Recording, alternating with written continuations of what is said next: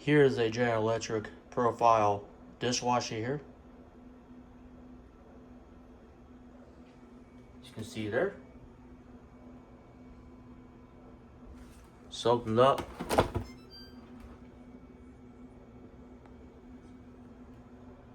The inside does look clean.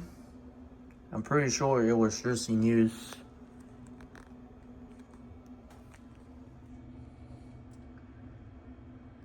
See, this is model PDT145SGL1BB.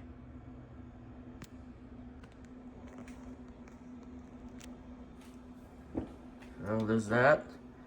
Huge controls here. It's pretty standard dishwasher. You have 3 toggles on it with a dishwasher dish grade. You hold these buttons here for 3 seconds. So your controls are now locked. Now you can't do these right now. Hold these for 3 more seconds. You see it's gonna away. Well, I figured I want to show this, so there's that.